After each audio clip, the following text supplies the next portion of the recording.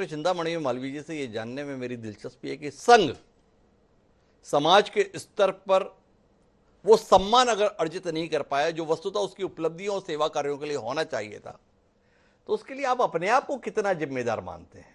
अपने आप का आशय ये कि एक राजनीतिक दल का पालन पोषण करने का जो काम संघ ने किया, अर्थात पहले जनसंघ और फिर भारतीय जनता पार्टी, क्या इसने एक व्यापक हिस्से में संघ को लेकर शंकाएं और दुविधाएं बढ़ाई?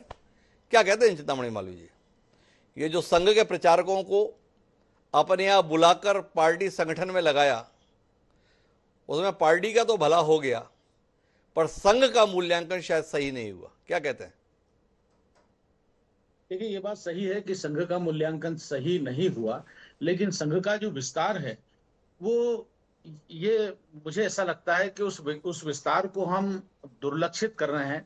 आज देश में 5 लाख शाखाएं हैं, जिसमें 5 लाख तो वो स्वयंसेवक है जो 17 साल के ऊपर है, 4 लाख नियमित जाने वाले 4 लाख स्वयंसेवक वो हैं जो 17 साल की आयु से छोटे हैं, 1.5 लाख से ज्यादा प्रकल्प चल रहे हैं, और हजारों जो है दूसरे छोटे प्रकल्प चल रहे हैं। यानी ये समझिए कि ऐसा कोई क्षेत्र नहीं है इस देश का, इस समाज का, जहां संघ की उपस्थिति ना हो।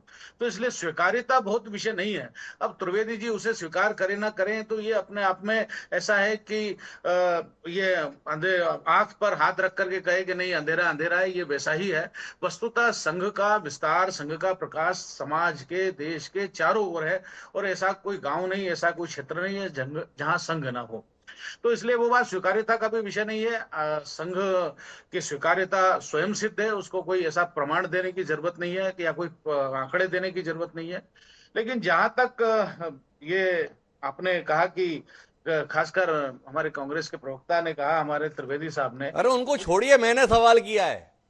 संघ को अगर वो सम्मान नहीं मिला, समाज के स्तर पर वो ग्राह्यता जो उसके सेवा कार्य रहे, जो सामाजिक समरसता के लिए उसके काम रहे, उसके लिए भाजपा या जनसंघ कितना जिम्मेदार है?